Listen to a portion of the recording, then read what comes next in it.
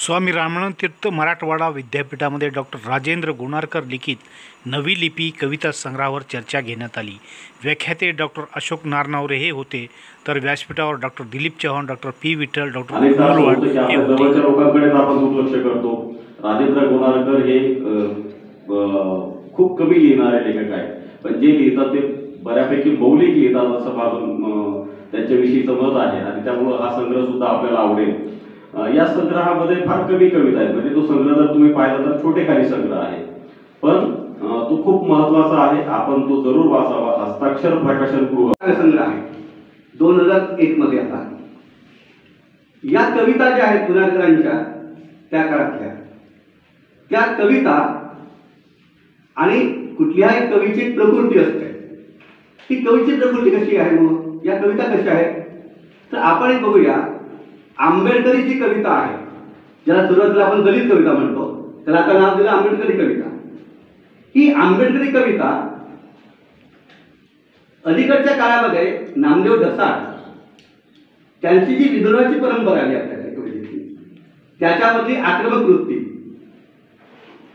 त्या कवितेमधलं प्रपंचासारखं रूप विद्रोहाचं, ही एक परंपरा कवितेची आणि त्याचं सातत्यानं नामदेव ढसाळांची कविता जी आहे त्याचं अनुकरण केलं गेलं खूप मोठ्या प्रमाणात पुढे। पण आरंभीच्या काळातली दलित कविता ही जी आली त्याचं दुसरं एक नाव आहे ते यशवंत मनोहर।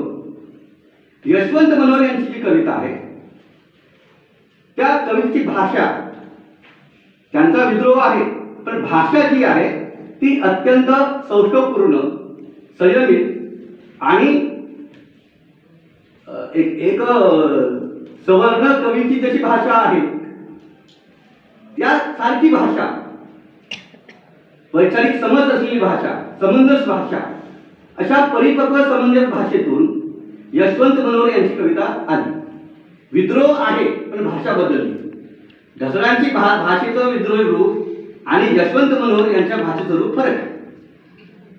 आता ही जी परंपरा आपण जर घेतली पुढे जाऊन तर राजेंद्र गुणारकर ह्या कविता जो काव्यसंग्रह पहिला अनारंभ नावाचा, या काव्यसंग्रहातली कविता ही नामदेव ढसाळांच्या कुलाची नाहीये। त्यांच्या पुढचे जे आदर्श आहे दलित कवितेमधला तो यशवंत मनोहर आहे। यशवंत मनोहर यांच्या एक वेगळाच सांस्कृतिक उत्सव भारतातला असतो आणि म्हणून त्या उत्सवाचं चित्रण करण्यासाठी म्हणून मी लिहिलेली होती की बाबासाहेब चांदण्यांची साय दाटून आली आहे आभाळात अविभक्त, वारेमाप निळं आभाळ टांगून ठेवलेलं आमच्या अंगणात, हे नित्य रोरावणारं वादळ करतं कानगोष्टी, पंचशिलेचा नितळ दरवळ करतो आहे प्रसन्न, मी गातोय तुमच्यासाठी निळ्या सागराचं गाणं। बाबासाहेब दिवसागणिक तुमची अधिकच निकड जागवणारी तुमच्या जयंतीची ही शतकानंतरची 25वी। बाबासाहेब मला तुमच्याशी बोलायचं आहे, पापण्यांवर पहाटेचं कोवळं क्षितिज तोलायचं आहे। माकडाचा माणूस व्हायला लाखो वर्ष लागली। बाबासाहेब माकडाचा माणूस व्हायला लाखो वर्ष लागली। त्या माणसानेच आम्हाला जनावरांपेक्षा हीन केलं, त्यांच्या शास्त्रांनी त्यांच्या ग्रंथांनी आम्हाला दीन केलं। तुम्ही उद्ध्वस्त केले ते शास्त्र आरपार, जमीनदोस्त केले श्वास दडपून टाकणारे किल्ले वाडे कड्या, शोषक आणि शोषित दोघांनाही केलं तुम्ही निखळ माणूस, मी घडवलं लेखणीनं माणसाच्या मुक्तीचं जग अपरंपार।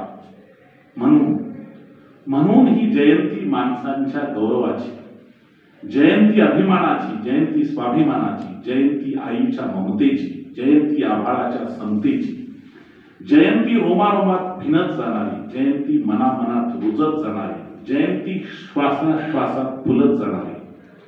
काळ बदलतो, काळ बदलतो, गस्त होऊन जाते गाफील, फितुरीचं येत जातं मग भरघोस पीक, छावण्या बदलल्या जातात, ध्वज बदलले जातात, डोक्याकडून धुरंदर सडविले जातात।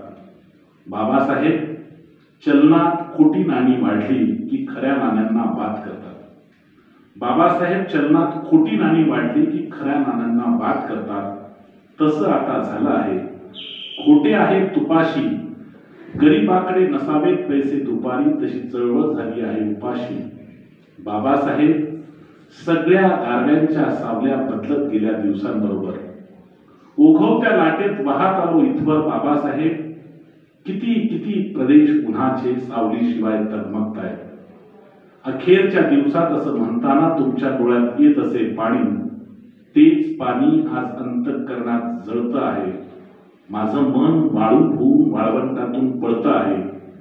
या पळण्याला किनारा हवा आहे. मनातील उन्हाला निवारा हवा आहे.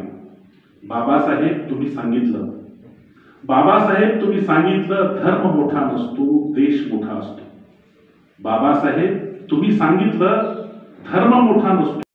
सघन असा सामाजिक संदर्भ असतो.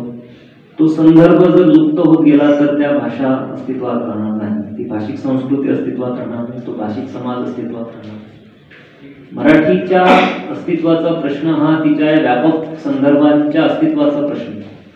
म्हणून तुम्ही जर भाषा संकुलाचे पंधरवड्याचे जर कार्यक्रम पूर्वीपासून पाहिले तर ते साहित्य, समाज, सामाजिक बांधिलकी, जाणीवा यांना घेऊन आहेत. स्त्रीवादावरती चर्चा होऊ शकते, आंबेडकरवादावरती चर्चा होऊ शकते. मराठी भाषेची चर्चा ही केवळ मराठी भाषेची चर्चा असू शकत नाही. ती मराठी ज्या सामाजिक परिवेश जो आहे मराठीचा, जो संदर्भ आहे, जो तिचा एक घाट आहे सगळा सामाजिक, त्याला घेऊन ती चर्चा व्हायला पाहिजे. म्हणून ही या चर्चेचं एक प्रयोजन किंवा एक प्रकारचा विचार हा केला गेला. ती खूप मोठी कसरत आमच्यासाठी पण होती की जशी ती कवीसाठी पण असते. आता गुणाळकरांविषयी थोडंसं आणखी मी बोलेल त्यांच्या कवितेविषयी. ती दलित आणि आंबेडकरी कवितेवरती पहिल्या पिढीपासून आजपर्यंत सुद्धा हा आक्षेप घेतला गेला. आजही खूप लोक तो आक्षेप घेतात. खाजगी